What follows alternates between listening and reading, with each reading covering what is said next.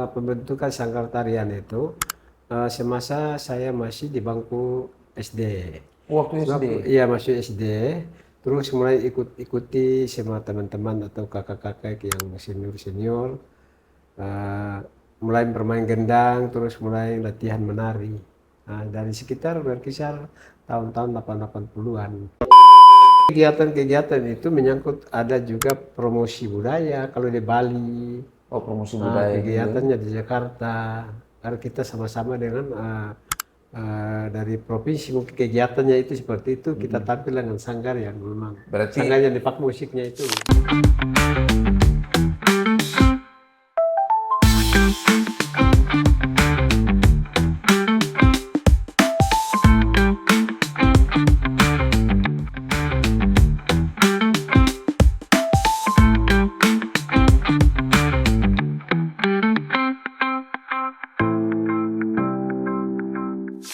Selamat datang di Delangi Podcast. Hari ini saya Mega Sukma dan rekan saya. saya Faisal Bian. Tentunya kita akan membaca fakta dan juga merayakan warna bersama bintang tamu spesial kita hari ini. Siapa lagi kalau bukan Bapak Aswad Minggu. Selamat datang Pak Aswad. Selamat datang. Selamat datang di studio kita, Mas Wad. Ya, Gimana kabar saat ini, Mas Wad? baik-baik saja, Pak. Sekarang kesibukan apa, Om Aswad? Setiap hari kesibukan ya memang beraktivitas untuk pagi, mungkin di kantor, terus setelah siang atau di hari-hari libur ya banyak beraktivitas untuk kegiatan-kegiatan seperti sanggar, kegiatan-kegiatan UMKM, kegiatan-kegiatan sosial seperti hajatan-hajatan perkawinan, itu seperti itu. Kan sebelumnya kita udah sering kolaborasi sama sanggar dari Sanggar Tomohutu yang punyanya Om Aswad ini. Ya. Itu gimana sih awal mulanya bisa membentuk sanggar tarian Tomohutu ini? Awalnya pembentukan sanggar tarian itu semasa saya masih di bangku SD. Waktu SD. Iya masih SD. Terus mulai ikuti sama teman-teman atau kakak-kakak yang senior-senior, mulai bermain gendang, terus mulai latihan menari. Nah, dari sekitar berkisar tahun-tahun 80-an itu sanggar dibentuk. Sanggar Tomohutu ini Iya, terbentuk dari tahun 80-an. 80-an. Di Kelurahan Tubuh Di itu Kelurahan Tubuh. Berarti Om Aswad ini asli dari Tubo. Asli dari Tubuh. Terus Tomohutu itu artinya apa? Tomohutu itu artinya semacam apa? Istilahnya Tomohutu itu memang marganya atau ya marganya di 4 soa yang berada di Tubuh. Salah satunya itu Tomohutu karena di sana itu ada soa Jiko, soa Jawa, soa Kolocucu dan soa Tomohutu. Soal Tomohutu. Oh, jadi Tomohutu itu soa. Iya. Tapi kalau dalam bahasa Ternate sendiri, Tomohutu itu artinya apa? Tomohutu itu artinya semacam apa?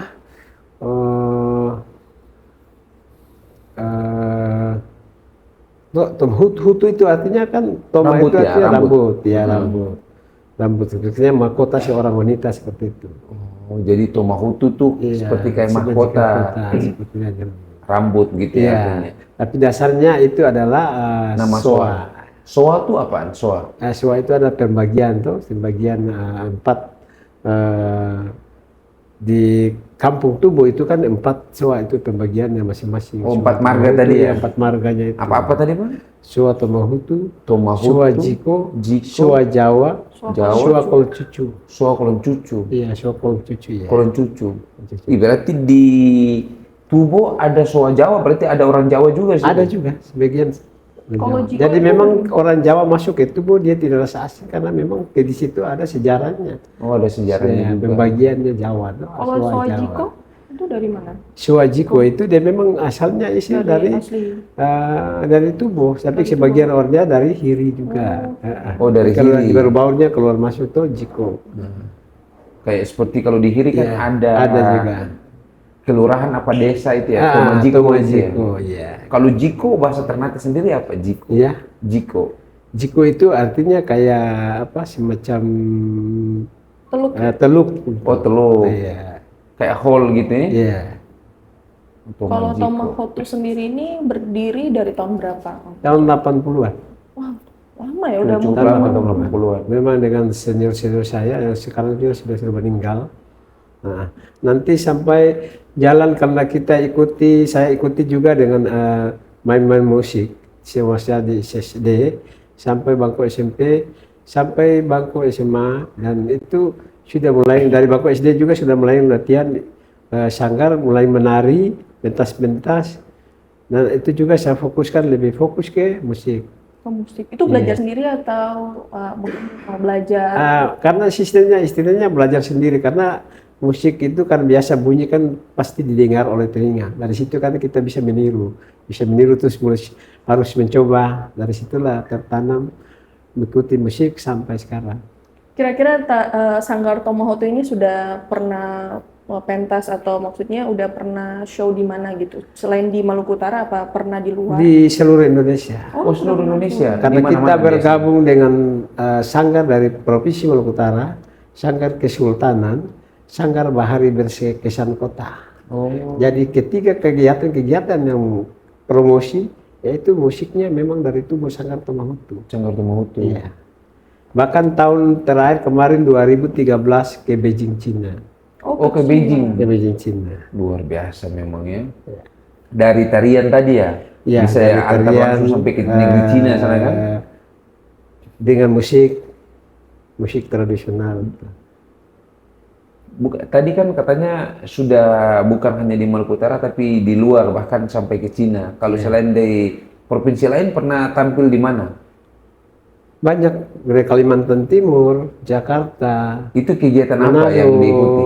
Ya, Kegiatan apa yang diikuti? itu kegiatan itu menyangkut ada juga promosi budaya kalau di Bali. Oh, promosi budaya. Kegiatannya di Jakarta. Karena kita sama-sama dengan dari provinsi, mungkin kegiatannya itu seperti itu, kita tampil dengan sanggar yang memang Berarti sanggar yang dipak musiknya itu. anak-anak sanggar ini juga ikut berangkat ke sana ya? Tarian di sana? Ikut berangkat. Sama semuanya alat-alat gendangnya? Dari alat gendang, kalau tarian juga dari teman-temannya, ada juga sanggar-sanggar lainnya member bergabung. Tapi kalau musik, ada juga musik yang punya pemain musik yang bisa menari bergabung. Ketika memang personilnya kurang, dia digabungkan. Oh, digabungkan karena mereka sudah punya dasar Iya, ya punya untuk tarian.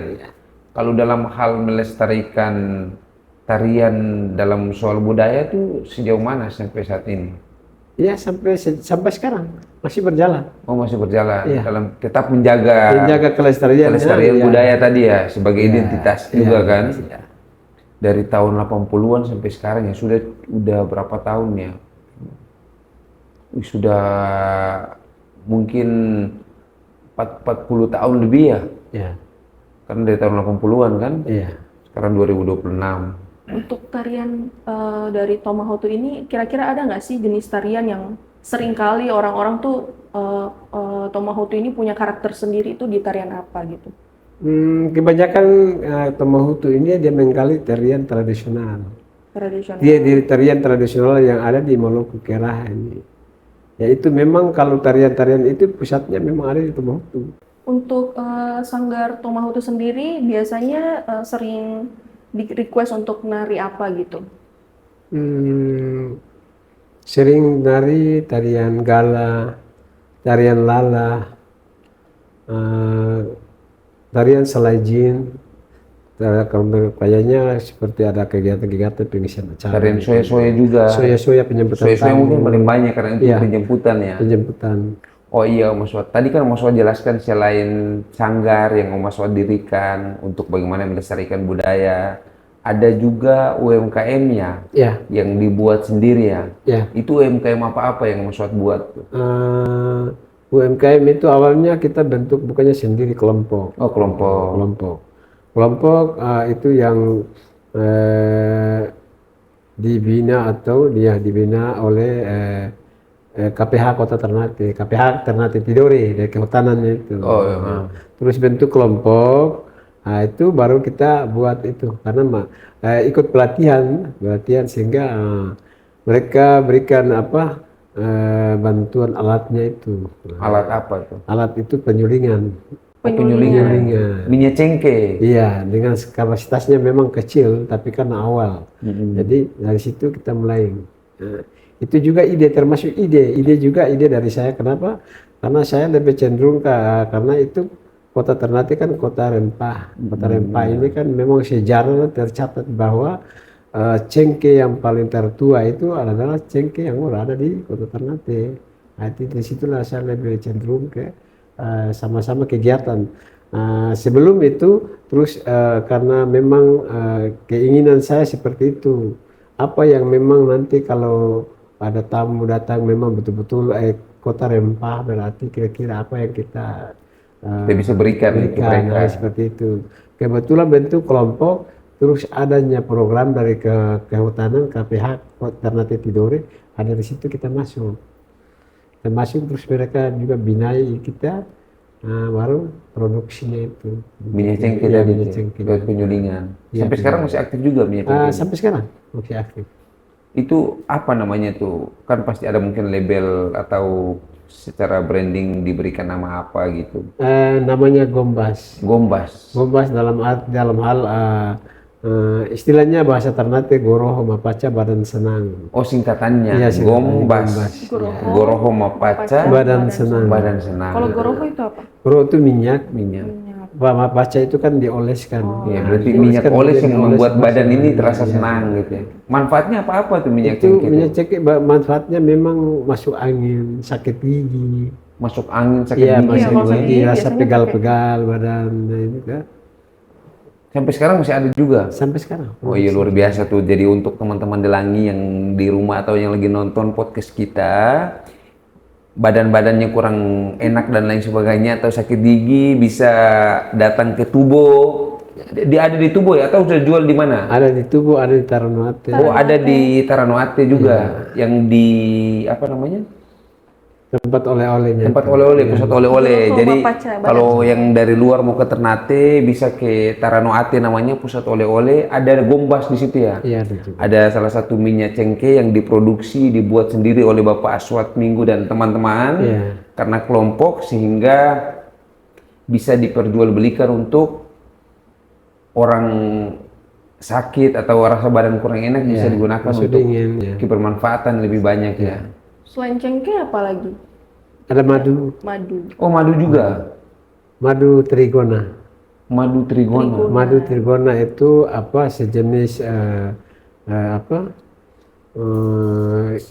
sejenis apa lebah yang kecil. Lebah yang bukan lebah ini tapi lebah yang kecil, Kecil, kan? Ya, lebah kecil. Karena istilahnya orang di sini ofugula.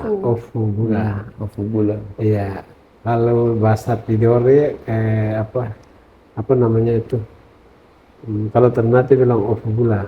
Ofugula. Iya, ofugula. Oh, dari ofu itu sehingga dibuat madu Iya, tadi ya. dibuat madu. Madunya sudah diproduksi juga banyak. Sudah diproduksi. Sudah diperjualbelikan juga Iya. di Taranoate pusat Masih oleh-oleh. belum, masih istilahnya lokal. Oh, masih lokal. Masih lokal karena Jadi kalau produksinya kebutuhan orang yang mau cari madu bisa. Itu di mana kalau di Tubo? Ada di Tubuh di tempat saya juga. Oh, di rumahnya Pak Aswat sendiri. Iya. Cocok, luar biasa memang Mega ya. Mas Wat ini banyak ide yang dimana bahan-bahan lokal tapi bisa dijadikan bermanfaatan untuk ya kebutuhan kita sebagai seorang insan manusia kan. Jadi selain ada tadi apa minyak cengkeh, kemudian madu, Iya. UMKM apa lagi yang dibuat oleh Mas Wat?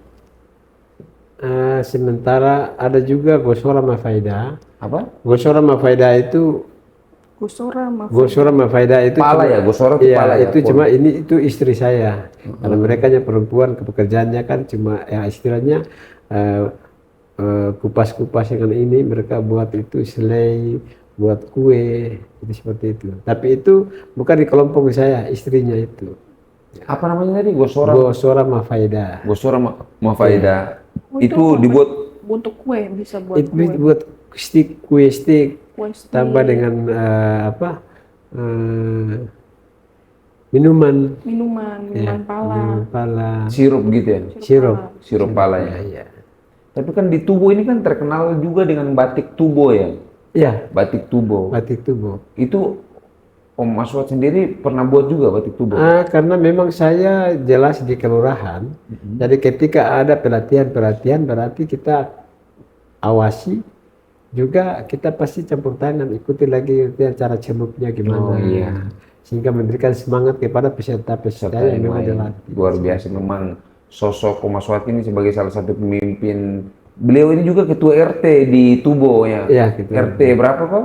Ketua RT 06. RT 06 di Tubo. Jadi selain punya usaha tadi seperti minyak cengkeh, ada juga madu, tapi masih ada kegiatan-kegiatan sosial lain yang beliau jalankan. Selain itu juga sebagai pengurus masjid juga ya. Iya, Badan Sara dan Badan Masjid. Badan Sara. Badan Masjid. Saraha.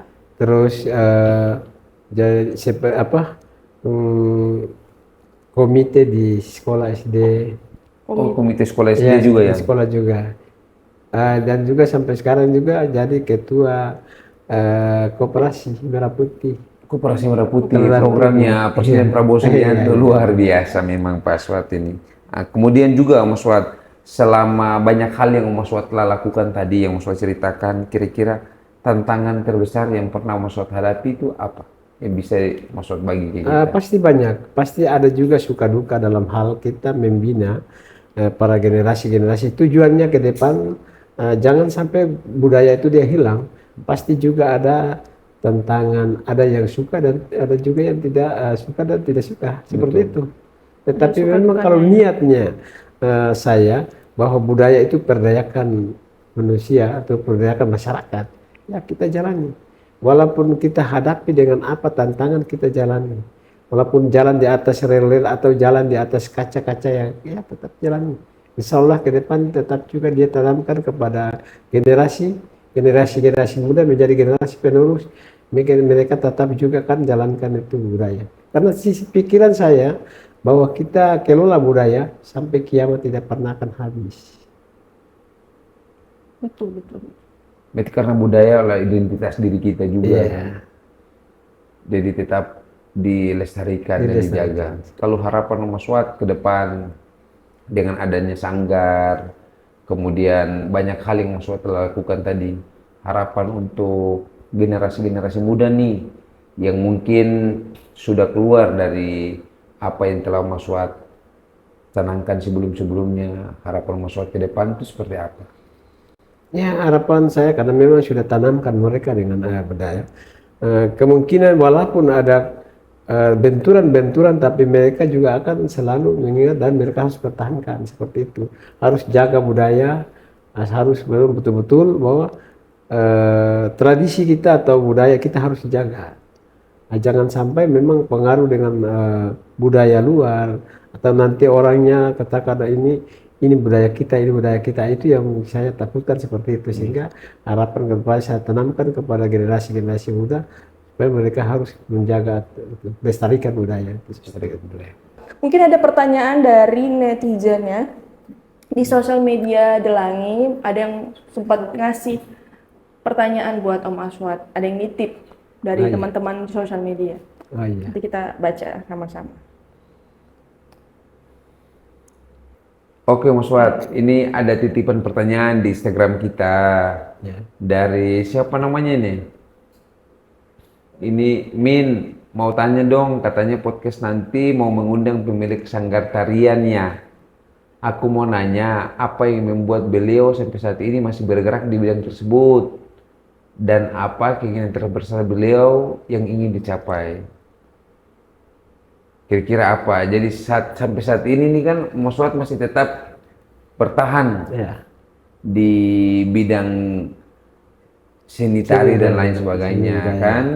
Apalagi Kemudian kan Om Aswad di tengah kesibukan sebagai Pak RT. kira-kira harapan atau keinginan terbesar yang ingin dicapai apa sih di bidang ini?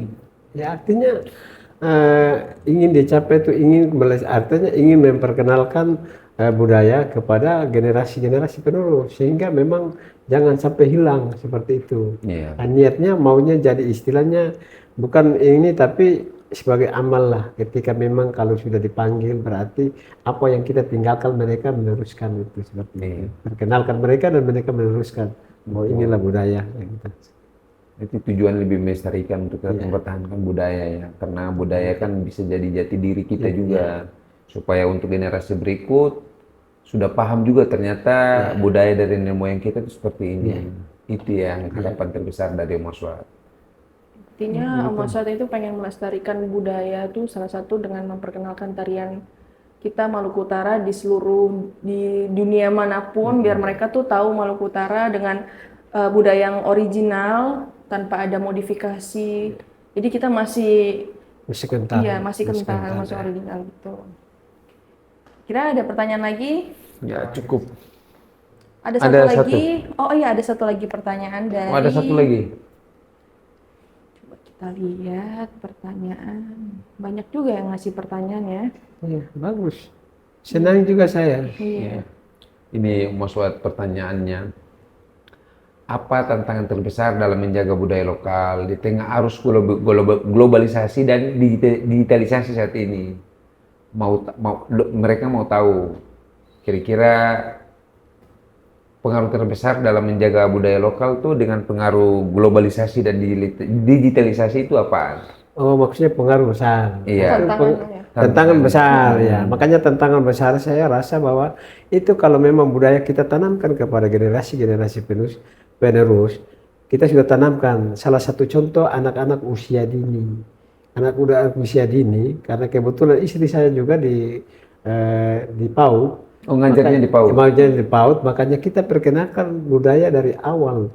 Orang anak yang memang tanamkan usia dini itu walaupun sampai mereka sudah dewasa, karena memang otaknya mereka itu sistemnya rekam. Iya. Apa yang memang kita buat, apa yang kita perkenalkan, itu otaknya sudah terekam di masa usia dini, sehingga ke depan walaupun pengaruh dengan globalisasi apapun, mereka sudah tahu bahwa oh ini budaya kita, ini kita terus. Itu seperti luar biasa.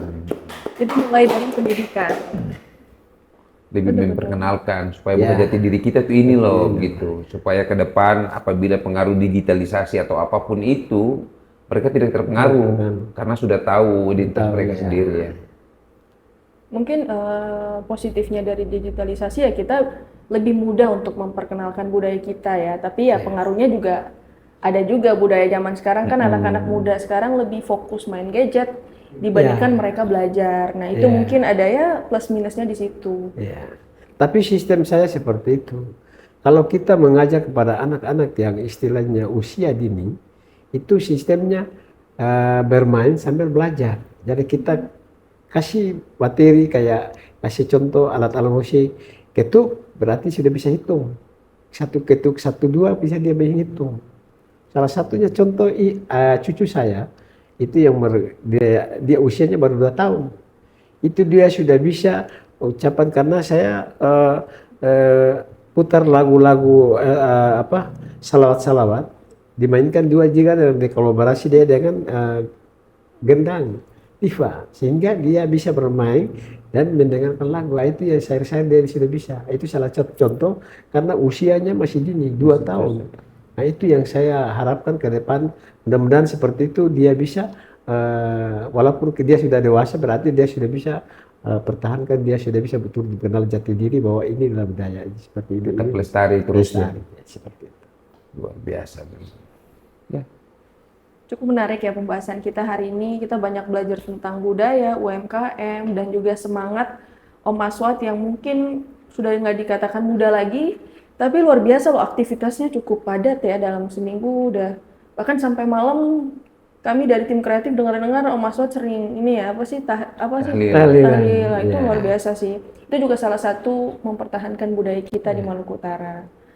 Mungkin sekian podcast kita hari ini dari Delangi, semoga bermanfaat, dan kami dari Delangi juga mengucapkan selamat tahun baru di 2026, semoga kita semua makin sukses dan juga kita menyambut bulan suci Ramadan ini dengan penuh keberkahan, dengan hati yang bersih dan suci. Sekian podcast dari kami, sampai jumpa di episode berikutnya. Assalamualaikum. Oke, Mas Fuad, makasih banyak sudah datang di sini.